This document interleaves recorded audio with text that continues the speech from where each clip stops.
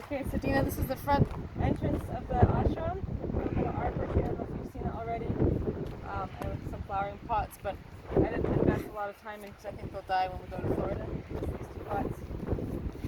But we have Virginia creepers growing over, and so eventually it'll be a nice, like, little bower when you come in.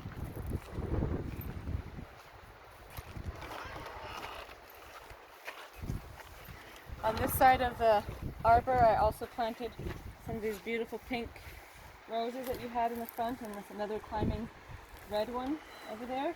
And amazingly enough, a wisteria vine, which is still growing. You see how long it lasts, but now it's up there. And one day maybe it'll have beautiful wisterias. And then this year, I tried planting what's called a honey locust or black locust tree, and it has beautiful purple flowers, but it's actually struggling right now, so let's see if she survives.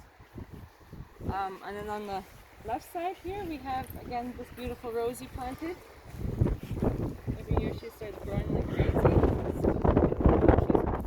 always flowers later than the other rose, so we always have, and she'll flower all the way till October. So we always have roses for the deities as well. And this is a little shrub bed that I had planted a couple years ago. And slowly adding more things. I forget all the plant names now. I have some irises here, some daylilies, I think some dogwoods, and then a little miniature lilac that supposedly blooms all year. We'll find out. And then we're trying to make a little lawn here, so it kind of provides a fire break as well. I have the lilac bush there and some beautiful irises. These are called Siberian irises. They didn't bloom this year, but they usually have gorgeous little iris blooms. Around this house. Okay, so then on this side we have also a flower bed along the wall, and this particular bush there gets in the spring, before it gets leaves, it gets these bright pink flowers. It covers the whole bush, so it's like a bright pink bush. I think I have some pictures I'll try to send. And then of course just some flowers here. This is another lilac bush, delphiniums, and then a bleeding heart, and more flowers along. This bed does really well. I think it has good water and light, so it has always lots of flowers. And then on this side we have a little snowball bush, which is, you also planted another one over on the other side of the house. A little joppa spot, which me and Carl will never sit in because we have too much work to do outside. And then this is called a hawthorn tree, and it also gets pink flowers in the spring. It's really beautiful. And then on this side here is the orchard. So this is the apple tree that, these two apple trees were here that you and Jimena had planted. This apple tree got broken right down the middle by a bull, so now it's starting to grow on both sides, which makes it a little odd.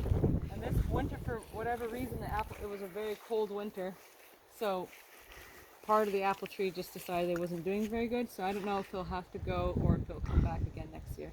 But then this side is full of apples, which is very exciting.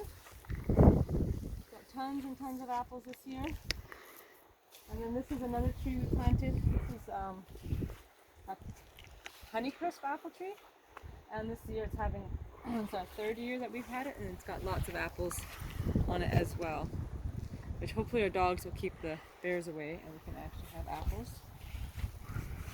And this apple tree, I don't know what type it is, but it also seems to be struggling a little bit this year, even though it's been growing a lot. But I didn't give any flowers or apples this year, so we'll see how it goes. Over here is our pear trees. So I have two pear trees. They're fairly new. I planted them last year, I think. So this one didn't give pears this year, but that one over there has a few pears on it. So we'll see how they do. But besides having the pears, they're also doing really well. Let's see if the pears last. There's one up there, and then another one on the other side. And then behind over here is a pink lady apple tree. It was a sweet cherry tree that we tried growing, and it was growing well for like 4 years, and then last winter it died because of the cold. So I'm not going to plant any more sweet cherry trees because it will happen again, I'm sure. But these are sour cherries, and they're doing great. They're doing fine. Looks like we'll be getting an early crop of cherries this year. These are getting red. Not very big, and these ones, oh yeah, these ones are also getting red. which is very early for this year. So we'll see, probably my mom will be picking them when we're gone. So that's all we have for the fruits on this side. We have some more fruit trees on the other side. When we go over there, we'll show you. Did you want to keep going? Yeah. You can just show it. Alright, so then we also been planting trees around the fence line here. This was a gift by somebody. It's a little maple tree, but it's been very slow growing, so we'll see what happens. I don't even know if it grows in our area, but we're letting it do its thing. If it grows, it grows. And then this is our willow tree, another willow. This is a weeping willow.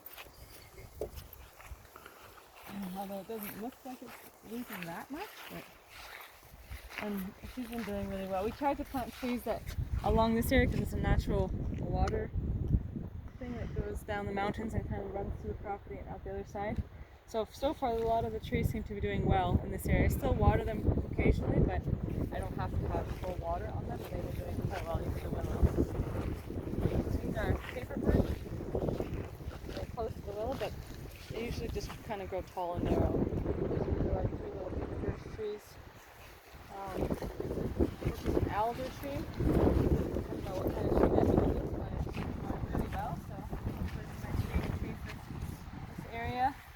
And this is a new tree I planted this year that the cows have taken a liking to and been eating it up. So hopefully it's coming back. This is a linden tree, which are also highly scented flowers that supposedly the bees really like. So we'll see how she does. She's kind of growing back. She got eaten almost completely by the cows. And this is a horse chestnut tree. I don't know if you can actually eat the chestnuts. But this is a beautiful tree that has fun flowers in the spring. And then behind this juniper is an elm tree. So she's finally taking off. She was small for a long time, but now she's been growing a ton. So this one will get quite big and give quite a bit of shade in this whole area, which will be nice. Kids play area, tree house and everything like that. We've had some trees having a hard time this year. We had to cut one down. I think the pine beetle had got it, and it's been kind of. We'll see how the other two in the yard are doing. They haven't been looking so good, so we're hoping they survive. But, this is a mountain ash. It gets these little orange flowers, or orange berries, little white flowers. And then over here, this is my favorite tree. It's called a Mayday tree, and it's like one of the first to bloom and have leaves, and it also gets these gorgeous white flowers that cover the whole tree in the early May time, and it's like such a beautiful tree.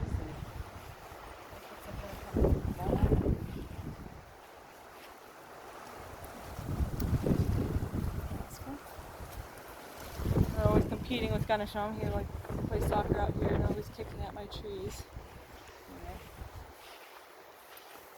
And this is the last tree we have along the fence here. It's a maple tree, amber maple, so it doesn't get huge. It gets about 20 feet high, and it gets really beautiful red in the fall, and really tiny things. So they're also doing good in this area. I don't have to water these that much because of the underground water that goes through, and they all seem to be doing good. And that's it for this yard here.